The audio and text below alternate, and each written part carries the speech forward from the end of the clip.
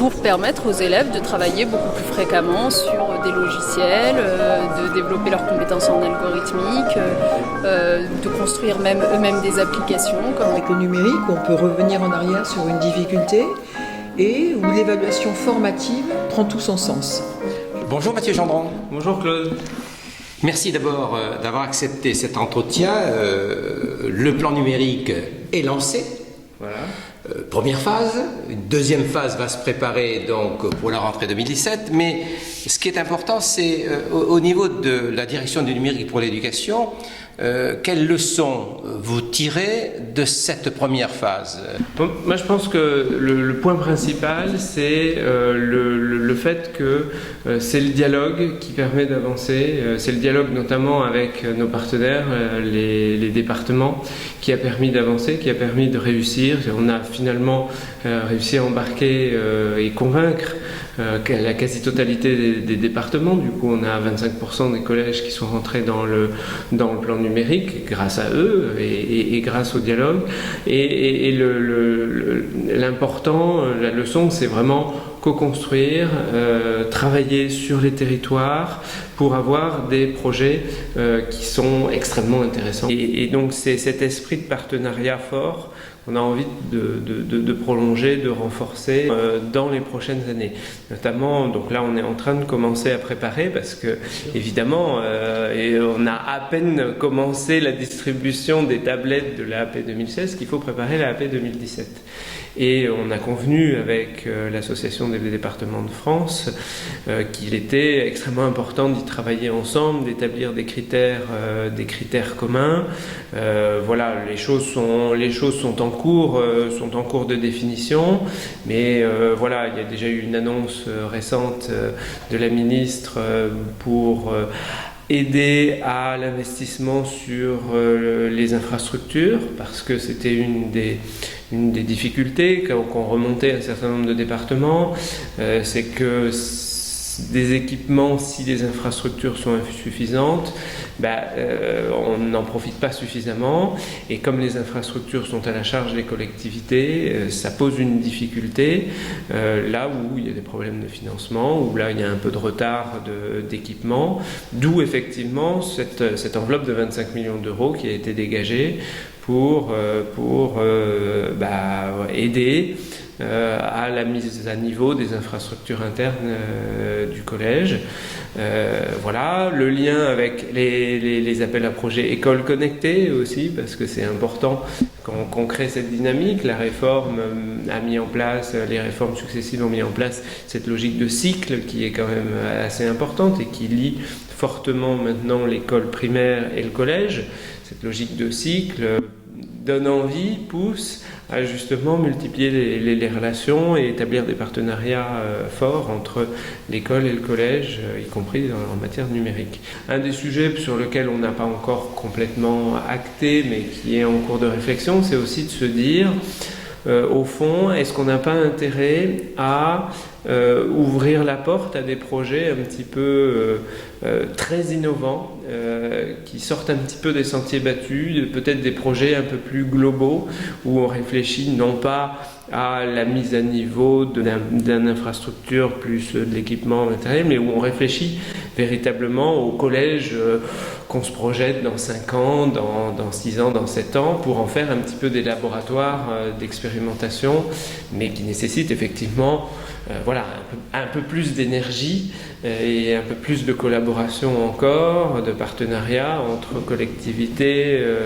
académies, peut-être un suivi avec des chercheurs, peut-être un suivi particulier par nous, la DNE, pour essayer de réfléchir un petit peu, comme on dit, hors de la boîte, et se dire au fond, on a accumulé depuis un certain nombre d'années des habitudes, on a une salle informatique, on a un CDI qui sont souvent un peu de la même manière. Aujourd'hui, on a un existant, on a des outils numériques, un ENT, on a des contraintes, des référentiels, un SDET, un Carmo, un truc, bon bref, on a un empilement d'existants qui contraint beaucoup l'innovation au démarrage et qui ne permet pas de faire tout ce qu'on veut.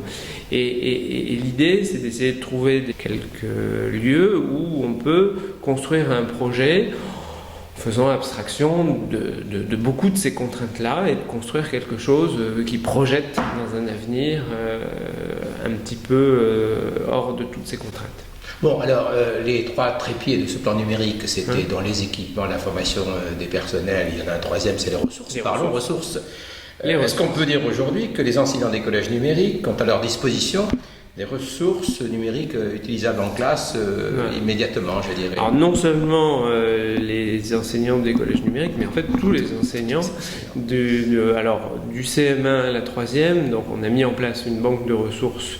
On a acquis les droits d'utilisation auprès d'un certain nombre d'éditeurs qui ont fabriqué pour nous par rapport au nouveau programme, éditeurs traditionnels du monde scolaire et éditeurs de solutions numériques 100% numériques, donc auprès d'eux des droits qui permettent à l'ensemble des enseignants, donc du CM1 à la 3e, sur la plupart des disciplines, de disposer de ces ressources pour les utiliser en classe, pour les faire travailler les élèves, etc. Donc il y a véritablement, là on dispose vraiment de quelque chose. Alors les banques de ressources sont désormais disponibles et elles ont encore besoin de s'enrichir parce que comme pour les manuels scolaires, il y a toujours un petit délai entre le moment où le programme sort et le moment où elles sont disponibles. L'appel d'offres, on l'a notifié qu'en avril, donc il y a toujours un petit peu de temps de fabrication, mais ils peuvent déjà démarrer à travailler aujourd'hui dès septembre, et dès aujourd'hui, et elles seront complètes d'ici décembre-janvier. Voilà. Myriae.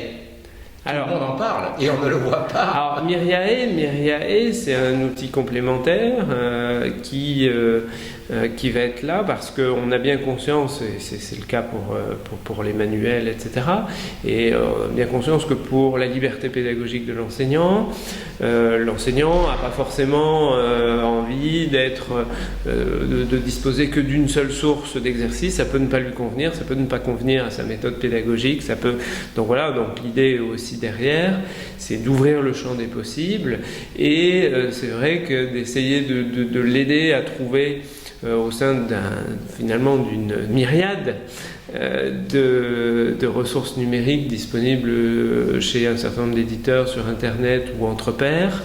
L'idée de Myriae, c'est de fabriquer un portail de recherche et de présentation justement des ressources qui sont disponibles pour l'enseignant, gratuites, payantes, voilà, et avec lesquelles, si elles sont payantes, effectivement, il faudra le faire acheter par l'établissement, etc. Mais qui vont lui permettre de retrouver un petit peu sa voie. Alors le portail est en train d'être terminé, on est en train de basculer les données justement des catalogues des différents éditeurs et de permettre à ceux qui n'ont pas de catalogue en ligne ou de catalogue directement disponible de saisir toutes les informations qui vont permettre de lier et de présenter leurs ressources pour une ouverture qu'on vise courant octobre. Les manuels scolaires papier, ils vont disparaître ? Pas forcément. Ma certitude, c'est qu'ils vont évoluer parce que d'abord, il y a un travail. Les éditeurs ont beaucoup travaillé cette année avec les réformes. Il y a une réflexion qui est allée autour de manuels de cycle. À partir du moment où on aura une disponibilité universelle des ressources numériques, on peut imaginer une complémentarité forte entre un manuel papier qui peut être un petit peu la référence qu'on peut consulter facilement à tout moment, un petit peu comme on peut avoir sur un certain nombre de choses, des fiches de cours, des choses extrêmement structurées qui permettent à l'élève d'avoir une structuration claire, une chronologie du programme qui consolide finalement cette architecture du savoir et du programme. Et puis au contraire, ou en complément, des ressources numériques qui vont aller ouvrir le champ des possibles, éclairer, illustrer, qui seront régulièrement mises à jour avec des exercices. Et donc c'est plutôt cette idée, à mon avis, d'évolution et de complémentarité, mais on sera peut-être démenti par l'avenir. C'est un petit peu difficile à voir. Ça dépend aussi de la façon dont les enseignants vont s'emparer de ces outils numériques. On verra bien un petit peu comment ça marche. Voilà, il faut être prudent vis-à-vis de ça. Merci beaucoup Mathieu Gendron. De rien. À bientôt Claude. À bientôt.